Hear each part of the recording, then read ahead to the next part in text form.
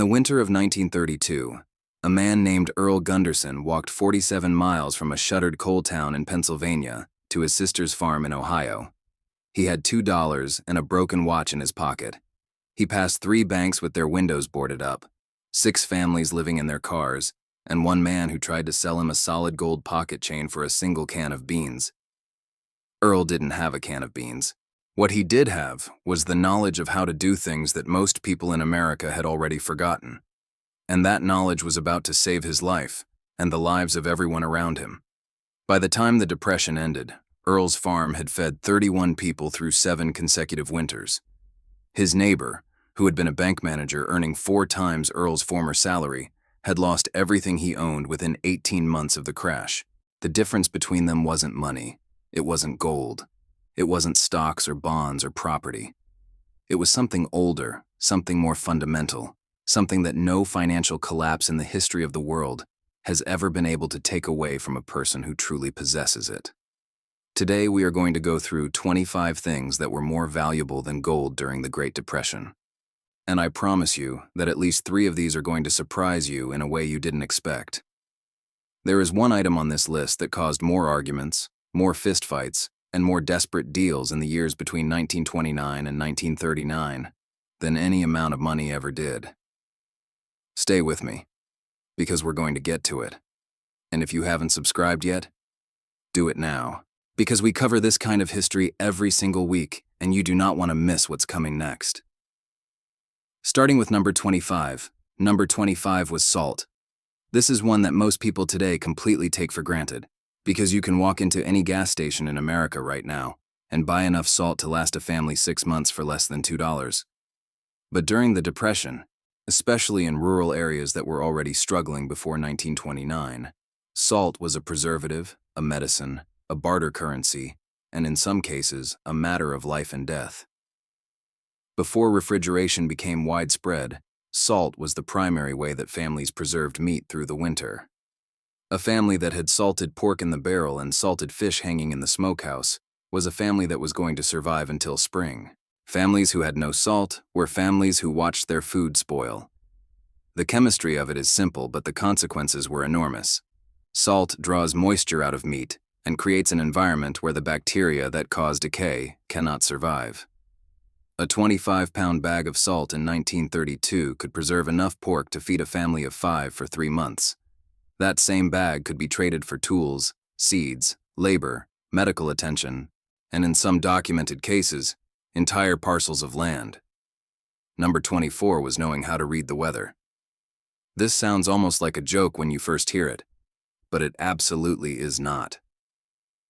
The farmers who survived the Depression and the Dust Bowl years were disproportionately the ones who understood the land they were working and could read the signs that nature gave them. Which direction the wind was coming from in which season, what the behavior of certain birds meant about incoming weather, how the color of the sky at particular times of day predicted rain or drought, how the joints of older family members ached before a cold front. This knowledge had been accumulated over generations of working the same land, and it was passed from grandparent to grandchild in the form of sayings, observations, and habits that seemed like superstition, but were in fact a highly refined folk meteorology that was often more accurate than anything the official forecasts of the era could provide. The farmers who ignored this knowledge in favor of planting schedules, determined purely by the calendar, were frequently the ones who lost everything to a late frost or a dry spell that hit right at the wrong moment in the growing season. Number 23 was a good milk cow. If you had a healthy, productive milk cow in 1933, you had more reliable wealth than most bank accounts in America. The cow produced milk every day. The milk could be drunk directly, which meant calories and nutrition for children. It could be turned into butter, which lasted longer, and could be traded. It could be made into cheese, which lasted even longer. The cream could be sold or bartered separately. The manure fertilized the garden. When the cow eventually died or had to be slaughtered, the meat fed the family and the hide had value. A single good dairy cow in the depth of the Depression was worth more in practical terms than a $100 bill. And unlike the $100 bill, she kept producing value every single morning as long as you took care of her. Number 22 was the ability to sew and mend. Clothing during the Depression did not wear out and get replaced. It wore out and got mended, and then mended again, and then taken apart and the usable fabric used to patch something else. The women, and it was primarily women, who could turn a worn-out man's suit into a child's coat, and a child's coat into patches for work pants, and work pants patches into a quilt that kept a family warm. These women were among the most valuable people in any community. There are documented cases of women in Depression-era communities who ran informal clothing repair operations out of their homes and were paid in food, firewood, and labor for their skills. A woman who could look at a worn-out garment and see 3 more years of use in it was practicing a form of material alchemy that fed and protected families in ways that are impossible to fully quantify. Number 21 was access to clean water. Not just proximity to water, but knowledge of how to find it, how to purify it, and how to store it safely. Communities that had functioning wells were enormously better off than communities that did not. The people who knew how to dig a well, how to line it, how to protect it from contamination, and how to test whether water was safe to drink were in tremendous demand throughout the Depression years. Waterborne illness was a constant threat. Contaminated water sources caused typhoid outbreaks that killed people who had survived every other hardship the Depression threw at them. The ability to ensure a clean, reliable water supply was not glamorous and was not the kind of thing that features prominently in most accounts of the era, but it was absolutely foundational to survival. If you've learned something new in the last few minutes, leave a comment below telling me which of these first 5 surprised you the most. We've got 20 more to go, and they get more interesting as we continue. Number 20 was tobacco seed. This is one that people are sometimes surprised to find on a list like this, but the historical record is very clear on the subject. Tobacco was one of the most valuable barter commodities of the Depression era, and the people who could grow it had access to a crop that virtually everyone wanted regardless of their financial situation. People who had given up coffee, meat, new clothing, and almost every other non-essential still found ways to maintain access to tobacco. It was traded, shared, and bartered for goods and services of all kinds. The seeds themselves were worth their weight in something considerably more valuable than their physical mass would suggest, because a small quantity of tobacco seed in the hands of someone who knew how to cultivate it could produce a crop that would keep a family in barter currency for an entire season. Number 19 was knowing how to set a broken bone. Medical care during the Depression was simply unavailable for most rural families. Doctors existed, but the ability to pay them did not.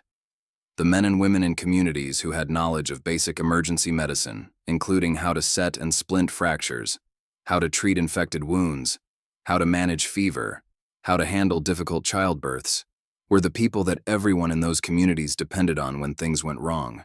This knowledge was often concentrated in older women who had learned it from their own mothers and grandmothers, from midwives, from the long tradition of domestic medicine that had sustained rural communities before the era of professional health care.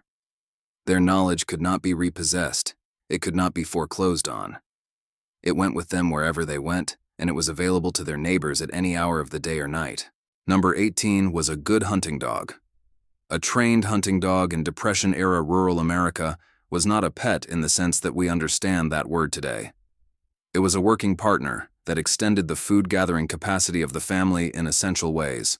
A good coonhound or bird dog could be the difference between a family having protein sources through the winter months and a family that was purely dependent on whatever garden surplus they had managed to put by. Rabbits, squirrels, raccoons, deer, turkey, and smaller game supplemented the diet of millions of Americans during the Depression years. And the families who had skilled hunting dogs were significantly better positioned to access those food sources than families who did not. A well-trained hunting dog was also one of the most reliable barter assets a family could possess, valued highly enough that stealing one was considered a serious crime in most rural communities of the era.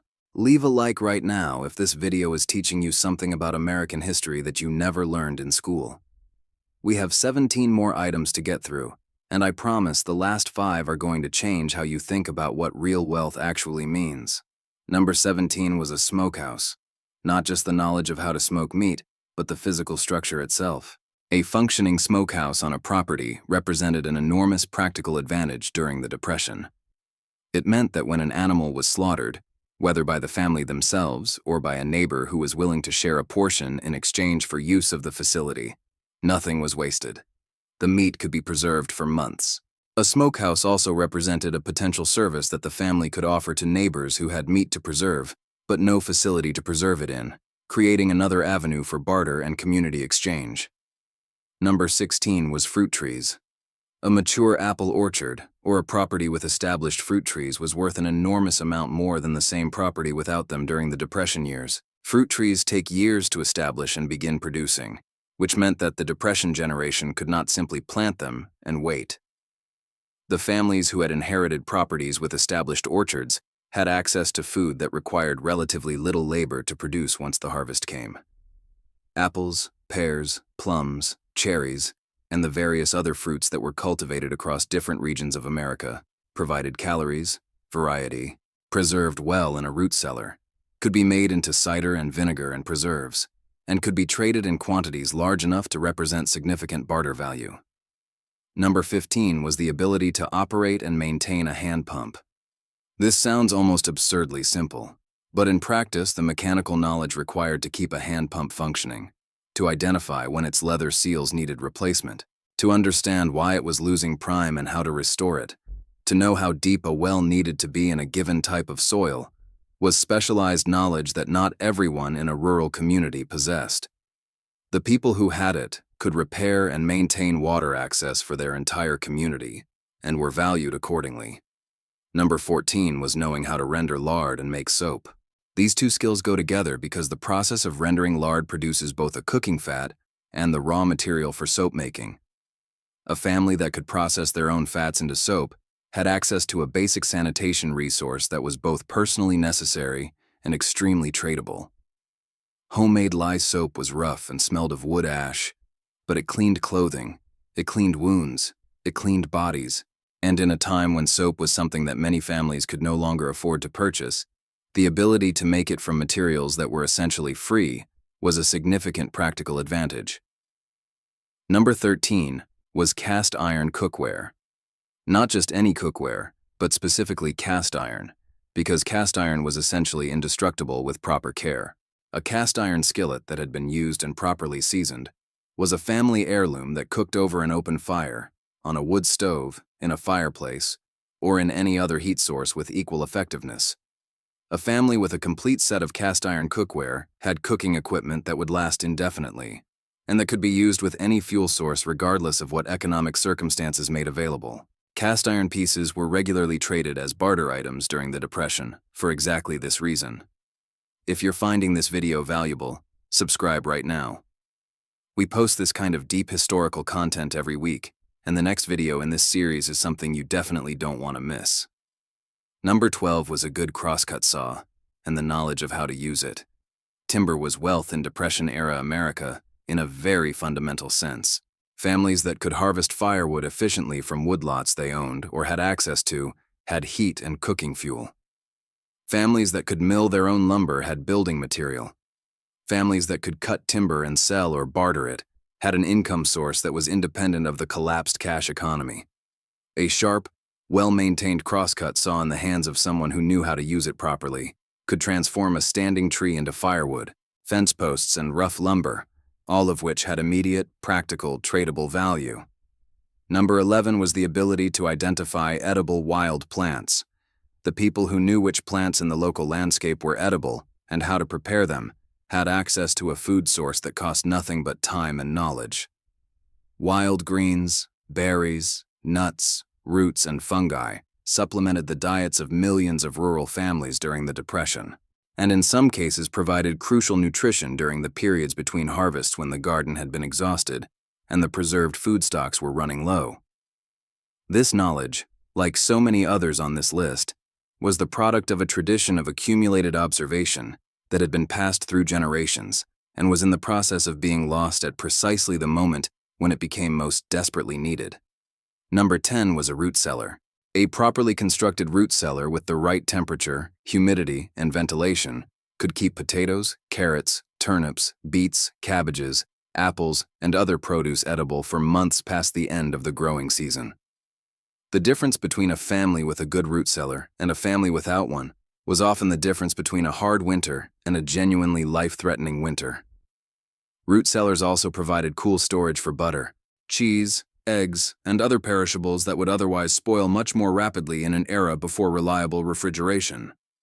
A property with an existing, well-constructed root cellar was worth considerably more during the Depression than an identical property without one. Number 9 was blacksmithing skills.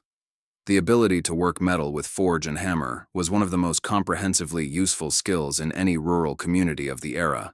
A blacksmith could repair broken farm implements rather than replacing them, which in an era when purchasing new equipment was impossible for most families, was an enormous practical advantage. They could make hooks, hinges, knives, nails, and hardware of all kinds. They could shoe horses, repair wagon wheels, and fabricate simple tools from scrap iron. Communities with functioning blacksmiths were able to maintain and extend the useful life of their equipment in ways that communities without them simply could not. Number 8 was chickens. Specifically, a productive laying flock. Eggs were one of the most nutritionally complete and most reliably produced food sources available to rural families during the Depression. A small flock of laying hens, properly fed and housed, produced eggs every day, required relatively little labor to maintain compared to larger livestock, could be supplemented with foraged food to reduce their reliance on purchased feed, and when their laying days were over, provided meat. The flock could also be grown by saving eggs for hatching, meaning that it was a self-renewing resource rather than one that depleted over time. Surplus eggs were one of the most commonly traded barter items of the Depression era, and a family with a good laying flock was rarely without something to trade. Number 7 was the knowledge of how to preserve food by canning. This is where we start to get to the skills that the historical record shows were most directly responsible for the survival of rural families through the Depression years. A woman, and it was almost universally women who held this knowledge, who could look at the harvest from a garden and understand exactly how to process and preserve it for the winter, who knew which vegetables needed to be pressure canned and which could be water bath canned, who understood the signs of improper sealing and the dangers of botulism, who could put up hundreds of jars in the course of a summer that would feed her family through a long winter, was practicing a form of skill that was quite literally life-preserving.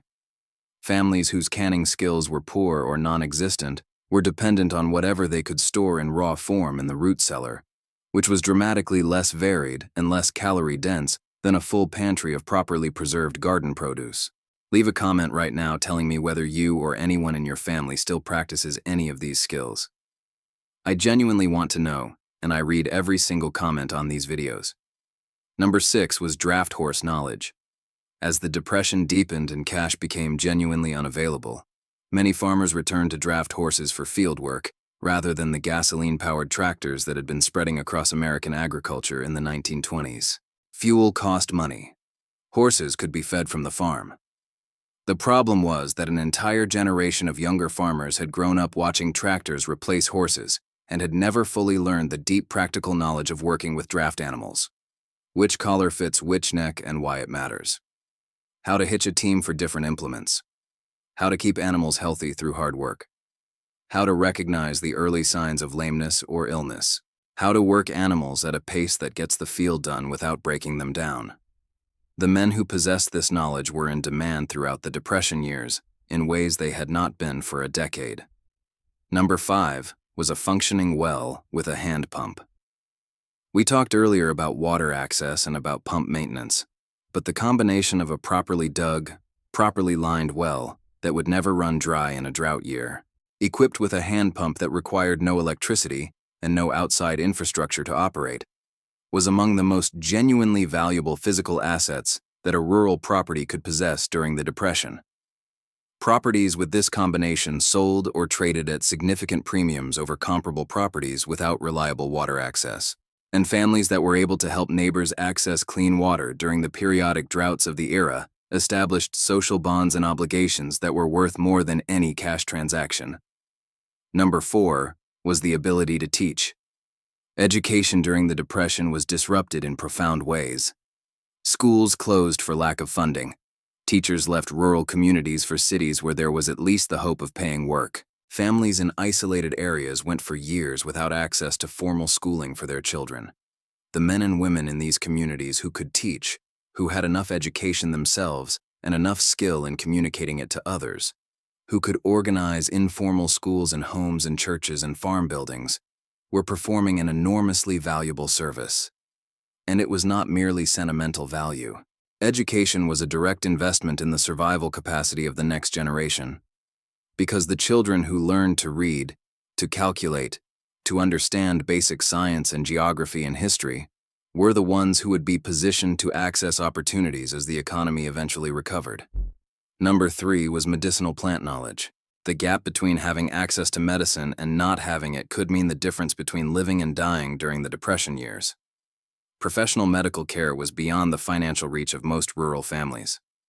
The women who understood which plants in their local landscape had genuine medicinal properties, who knew how to make a poultice for an infected wound, how to prepare a tea that would reduce fever, how to treat dysentery and respiratory infections with remedies that had been tested over generations of use, were practicing a form of medicine that was primitive by the standards of the era's hospitals, but was vastly better than nothing.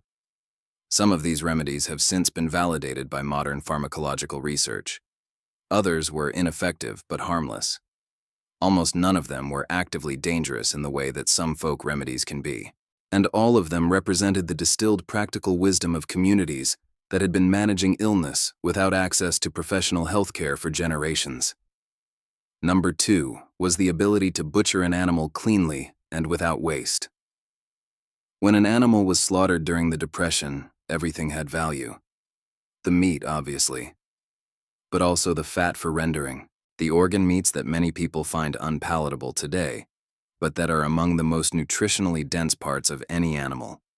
The blood for sausages, the bones for broth that could stretch a small amount of meat into a large volume of nourishing soup, the hide for leather. Even the contents of the stomach could be composted to improve the garden. A person who could take a hog from living animal to fully processed and preserved food with nothing wasted was performing a technical and logistical operation that required genuine skill and that produced an enormous amount of practical value. This skill was in constant demand throughout the Depression years, and the people who possessed it at a high level were never without barter opportunities. And now we have arrived at number 1, the single thing that the historical record most consistently identifies as more valuable than gold during the Great Depression. The thing that Earl Gunderson had when he walked into his sister's farm with $2 and a broken watch. The thing that caused more arguments, more fistfights, and more desperate deals than any amount of money during those 10 years.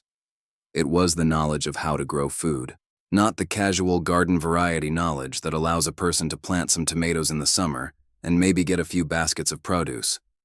The deep, comprehensive, season-by-season, soil-to-table knowledge of how to produce enough food, reliably, year after year, from whatever land was available, understanding soil and what it needed, knowing how to save seeds from the best plants so that each generation of crops was better adapted to the local conditions than the last.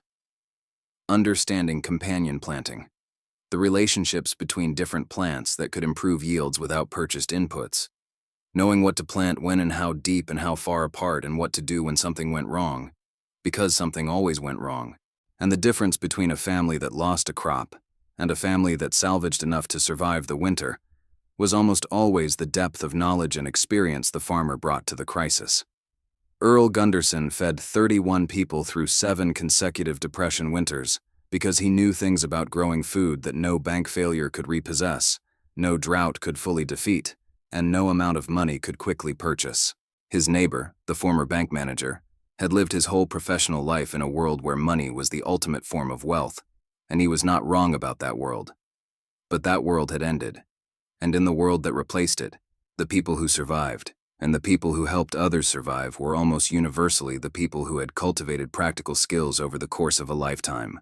Skills that existed in their hands and minds and not in any account that could be closed or any asset that could be seized. The Great Depression lasted a decade. It destroyed the savings of millions of families. It foreclosed on farms that had been in families for generations. It closed banks and businesses and shattered communities across an entire continent. And the people who made it through, the people who came out the other side with their families intact and their dignity intact and something left to build on, were overwhelmingly the people on this list. The people with the salt and the milk cow and the root cellar and the cast iron and the chickens and the canning jars and the medicinal plants and the seeds. So here is my challenge to you. Leave a comment below naming one skill from this list that you already have and one that you wish you had learned. I genuinely want to have that conversation. And if you're watching this and you have a grandparent or great-grandparent who lived through the Depression, call them. Ask them what they know. Ask them what their parents knew, because that knowledge is still leaving the world one person at a time, and once it's gone, no amount of gold is going to bring it back.